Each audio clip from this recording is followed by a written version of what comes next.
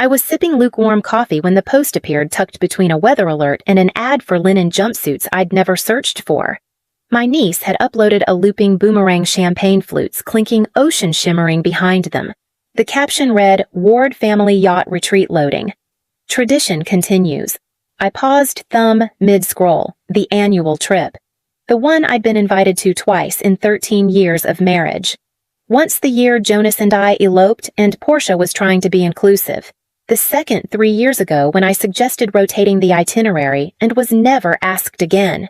I clicked the post open. The tags were there. Portia the twins, Aunt Evelyn with her oversized sun hat, and even that woman Tina, the Pilates instructor who once mistook me for Jonas's assistant at a holiday brunch. But not me. No text, no invite, no oversight. I didn't feel rage, just stillness. That kind of hollowness you get when something isn't surprising but still stings. I checked the family group chat, Ward Legacy Voyagers. Jonas had added me long ago. I searched for it anyway. Nothing. Either I'd been removed or it had quietly shifted to a new thread where my name never belonged. I put my mug down the crack near the handle, catching against my finger. I hadn't noticed it growing. That evening, Jonas breezed in, loosening his tie and kissing my cheek.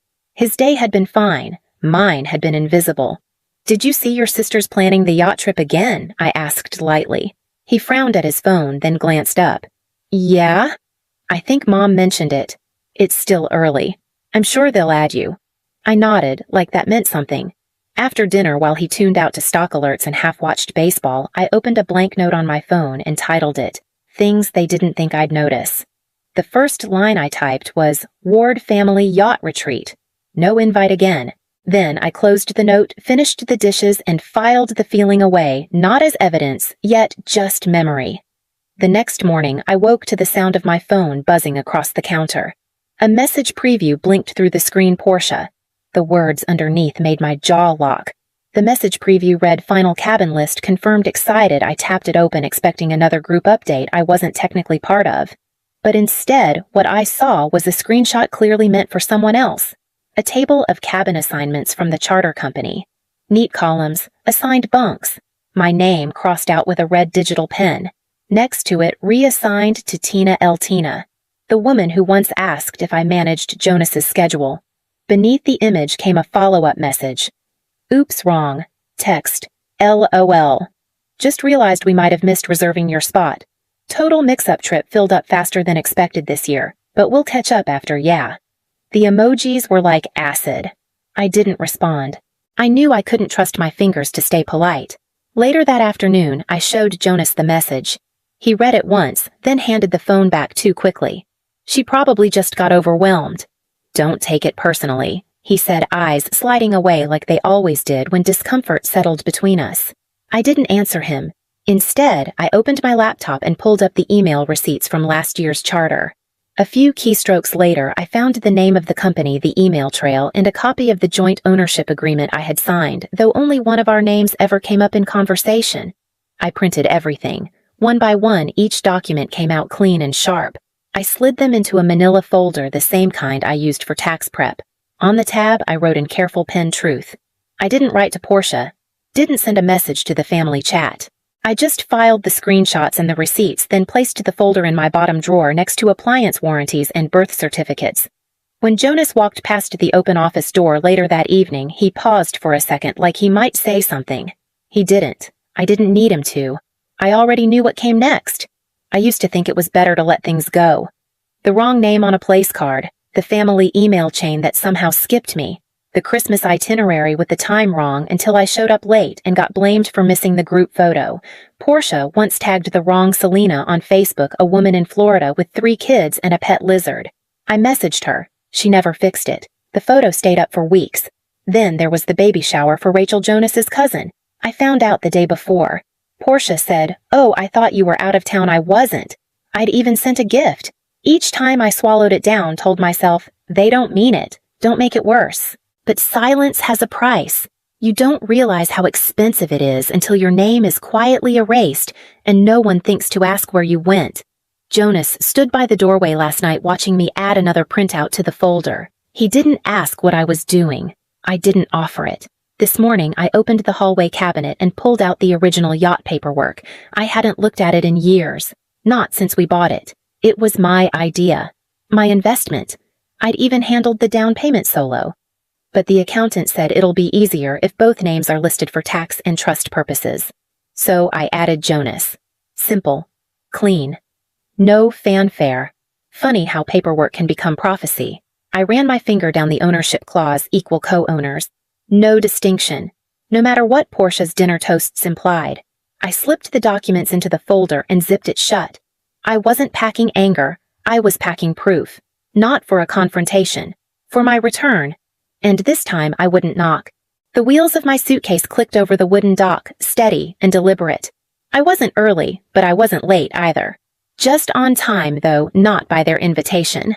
Ahead, the yacht curved sleek and silver against the sky, all polished rails and curated elegance. Portia stood near the boarding gate, her laugh mid-flight champagne flute tilted delicately in her hand. She didn't see me right away. But when she did, her face locked in place. Not shocked, just stalled. A beat too long a twitch behind her smile that never reached her eyes. Jonas was nearby, not beside her, but close enough to pretend neutrality. He didn't wave. He didn't move. The group turned gradually, like choreography rehearsed in whispers. Their bodies angled subtly inward, creating just enough of a barrier. I didn't slow. I didn't stop. A crew member in a navy blazer stepped forward, clipboard in hand.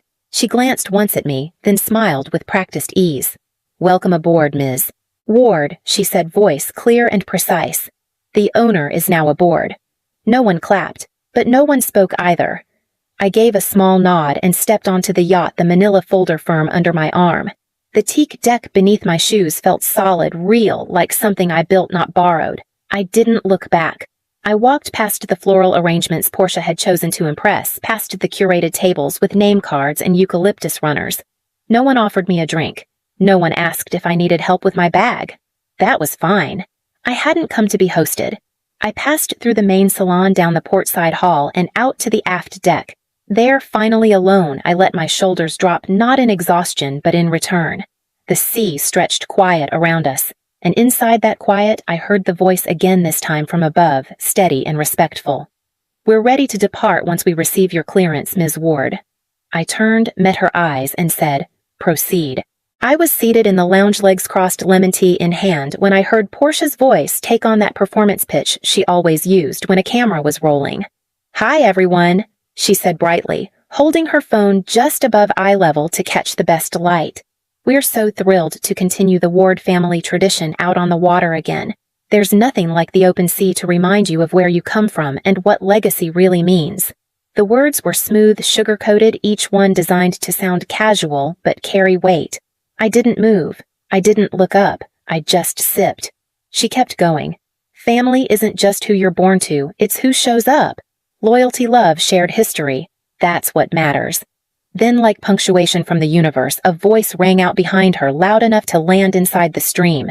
"We're honored to have you aboard again, Ms. Ward, the owner."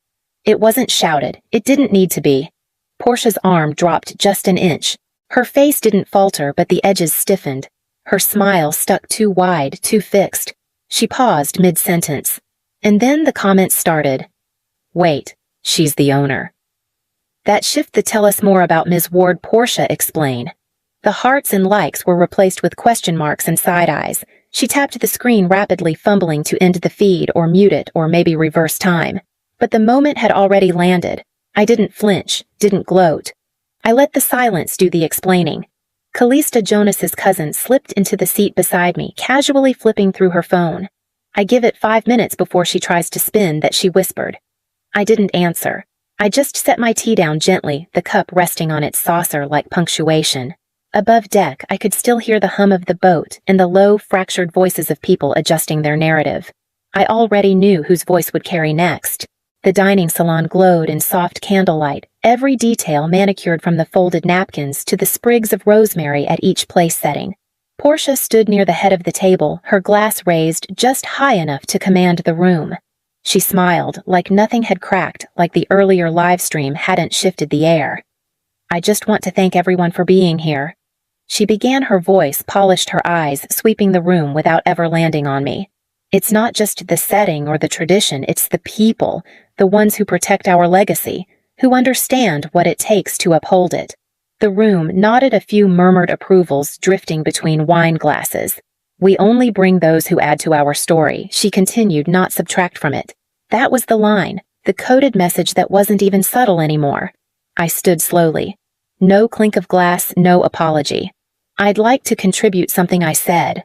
Portia's smile twitched just a flicker.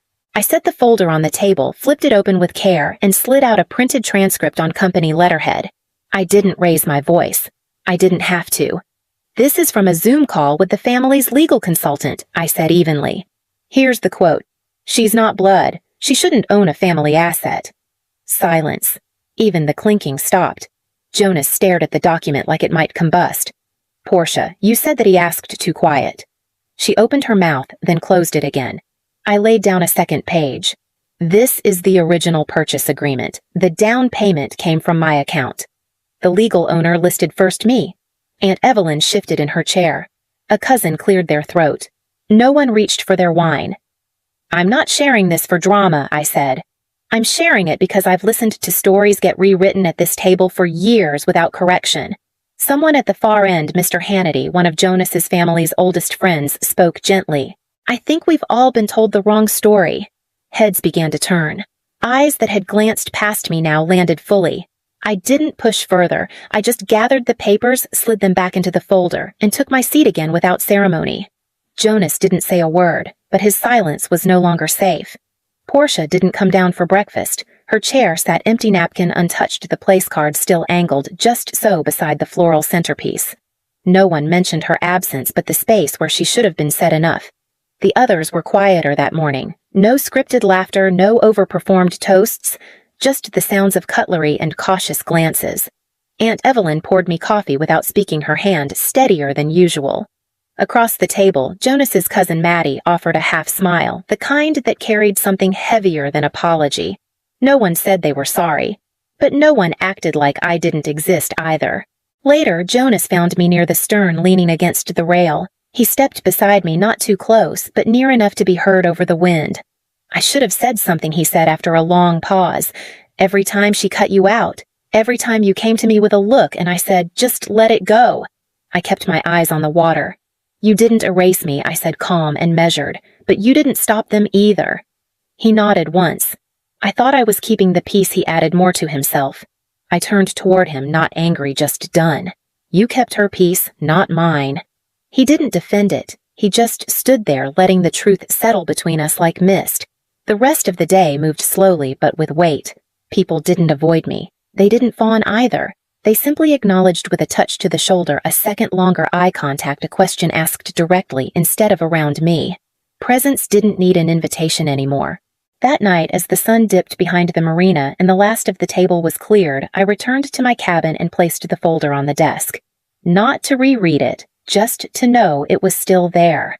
And then I opened my inbox to find one message waiting, sent from an old address I hadn't seen in months. The house felt different when I stepped inside. Not because anything had changed, but because I had.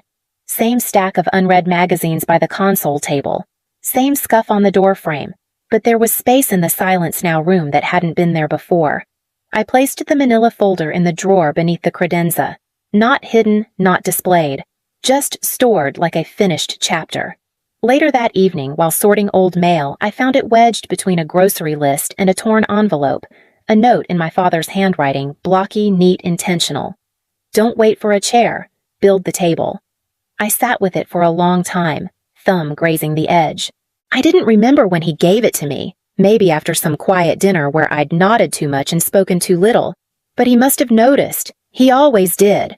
The next morning, my phone buzzed with a message from Mira, Portia's youngest niece. 23. Always watching, never speaking. I hope it's okay that I'm reaching out, she wrote. I've been thinking about everything on that trip. You're the only one in the family who built something herself. Not inherited, not married into. You made it. I'm applying to this business mentorship program and I was wondering if you'd look over my application. I typed back one word, yes. No hesitation, no expectations. Just yes. By Thursday, I had a guest list, not for another formal dinner, but for brunch. Simple, light, real. I didn't invite everyone. Not out of spite, just clarity. Only those who saw me, who stayed after the silence. Jonas offered to cook the eggs. Callista brought lemon bars. Ronald came with his wife and a bottle of sparkling cider. Mira showed up early, notebook in hand. We sat around my dining table secondhand and refinished with mismatched chairs and real conversation. No one recorded it. No one performed. It wasn't the table they tried to keep me from. It was the one I had built. And as the laughter drifted through the open window, I heard a soft knock at the front door. The brunch didn't start with a toast. It started with someone laughing mid-sentence while peeling strawberries. Callista had brought too much lemon zest for the tarts, and Ronald couldn't stop sneaking extra spoonfuls of whipped cream onto his plate. Mira sat beside me asking questions with the kind of hunger I recognized not for food, but for direction. There were no cameras, no centerpieces curated for Instagram. Just chipped mugs, second helpings, and voices overlapping in a way that didn't compete, just belonged. Jonas cleared the plates without being asked. He didn't announce it. He just stood, gathered the stack, and headed for the sink. I watched him from the doorway as he rinsed each one, slow and steady, sleeves rolled up like he remembered how to be in a room without performance. He caught my eye once, didn't say anything, didn't need to. It wasn't forgiveness, but it was presence, and that mattered more than any speech he could have rehearsed. I sat back down at the table and looked around, not as a guest, not as someone who was finally allowed in, but as someone who had built the space she was standing in.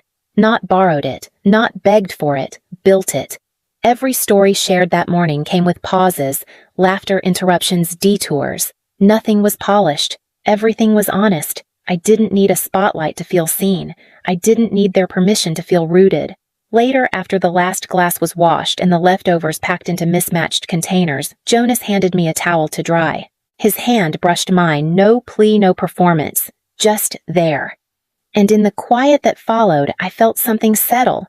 Not victory, but authorship. And as the front door clicked shut behind the last guest, I turned to face the hallway and the unopened envelope waiting near the credenza. I slid the manila folder into the bottom drawer of the hallway credenza, not to reopen, not to rehash, just to know it was there, filed not under conflict but memory. Once a month now, I host a small circle in the sunroom. Women come with notebooks, resumes, rough drafts of ideas no one else ever took seriously. We drink coffee from mismatched mugs, talk about money without apology, and write goals in pen not pencil. Mira always brings a new question. Callista helps facilitate. Sometimes Jonas sits quietly at the edge of the room, not to take up space, but to hold it steady. No one at that table asks for proof I belong there. They know. And I've stopped trying to shrink myself to fit chairs never meant for me. This table, the literal one, sanded and stained with my own hands, holds more than plates and papers. It holds legacy I authored. Not inherited. Not granted. Built. They tried to erase me, but they forgot who designed the page, and now the ink is permanent.